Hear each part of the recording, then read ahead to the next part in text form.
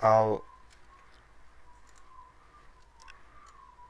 ассалаумағалейкум барлық студенттерге, үйренушілерге, яғни үйренемін деп келген адамдарға.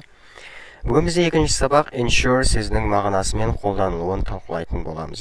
Ensure сөзін үйренетін боламыз. Қандай контексттерде қолданылады, қай жерде қолданылады, соның барлығын бүгін үйренетін боламыз. Жалпы ensure сөзі бір нәрсені қауіпсіз немесе сенімді ету. Ал ендеше бастайық.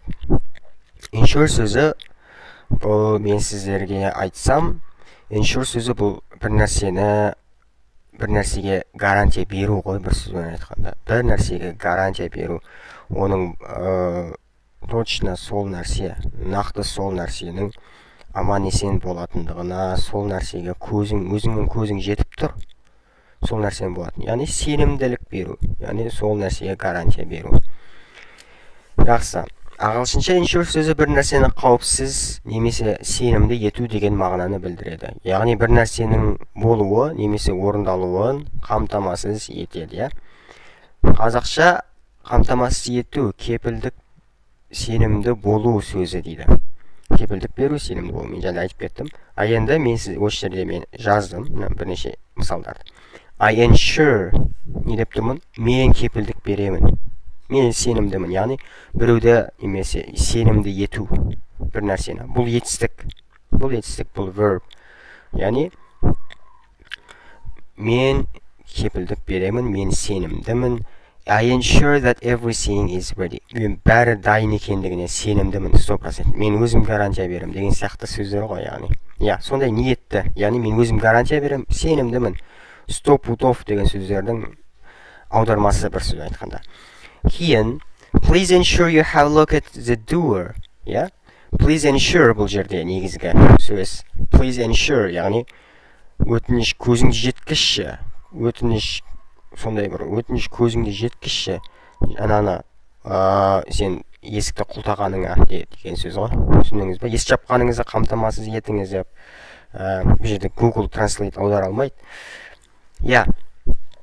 Яғни есікті жапқаныңа көзіңді жеткізші деген сөз ғой.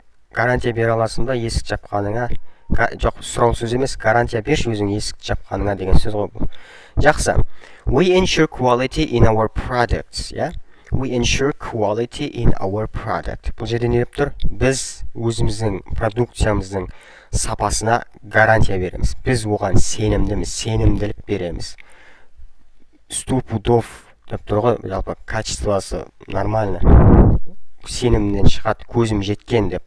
Көзім жеткен, яғни мен сенімдімін деген сөз ғой. We ensure деген. Жақсы, енді бұл сөзді түсінбесеңіздер, қорытынды уақытында тағы да түсіндірем. Жақсы, шыққан тарихы қай жерден шыққан екен? Ensure сөзі негізі ағылшын тіліндегі insurance сөзден шыққан екен.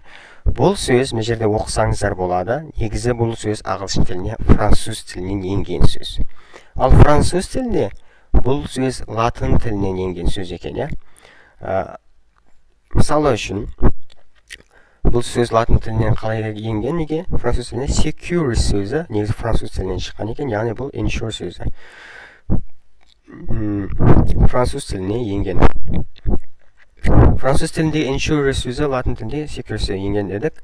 Ал енді орта ғасырда, мысалы үшін, орта ағылшын тілінің орта ғасырлық уақытында біз білеміз, Франция ықпалын жүргізді ағылшындарға. Сол кезде Францияның көптеген сөздері, француз тіліне көптеген сөздер ағылшын тіліне еніп араласып кетті. Соның салдарынан туындаған сөздер ғой енді.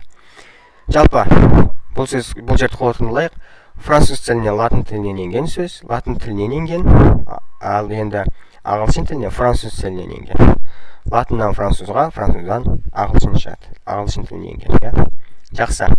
Ensure сөзінің синонимдері мен антонимдері. Яғни, ensure сөзінің синонимдері мен антонимдерін талқылайтын боламыз.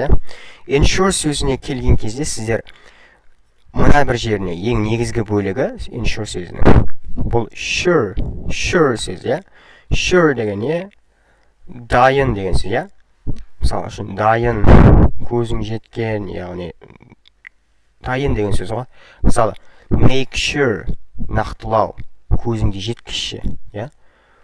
яғни make sure деген көзіңде жеткіз, сол нәрсені нақтыла, сондай ма жоқ па деген сияқты мағынаны білдіреді. Make sure деген нақтылау.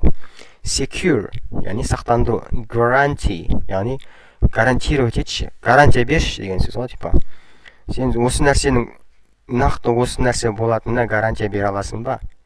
Қара, не деп тұр? Did you ensure that your action is true?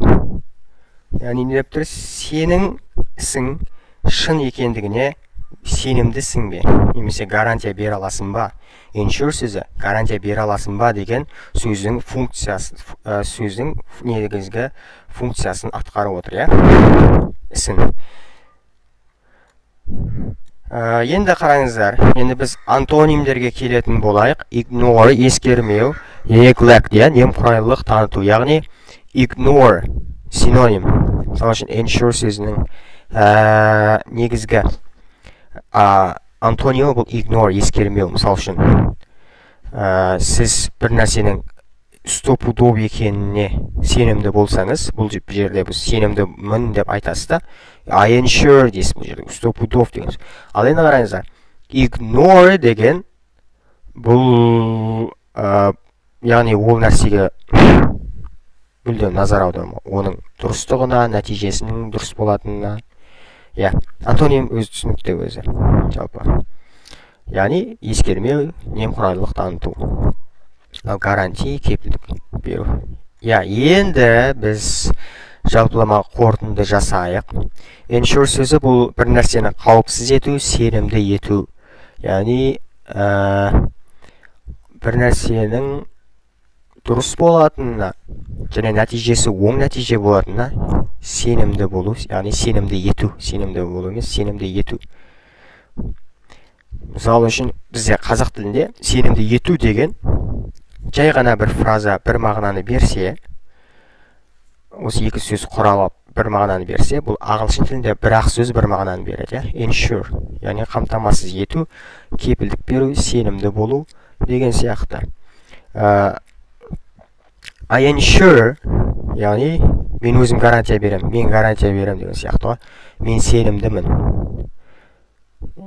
Мен сенімдімін, мен қамтамасыз етемін. Бұл жерде сенімдімін деген бұл adjective. Бұл есімдік, бұл сын есім болып кетеді. Сенімдімін демейсіздер. Сенімді болам. I ensure деген сенімді боламын. I ensure it, мен сенімді болдым. I will ensure, мен болашақта, яғни мен сенімді боламын. Мінекей. Осындай контексттерде сіздер ensure сөзін қолдансаңыздар болады. Ал қорытындым енді осы.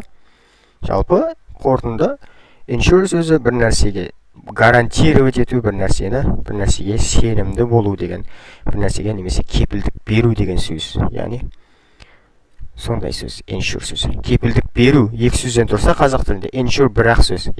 Бір-ақ сөз осы екі сөздің мағынасын береді. Бір фразаның мағынасын береді. Жақсы, енді ал барлықтарыңызға рахмет тыңдағандарыңызға. Барынша енді оңайлатуға тырыстым. Ал жақсы сау саламатта болыңыздар.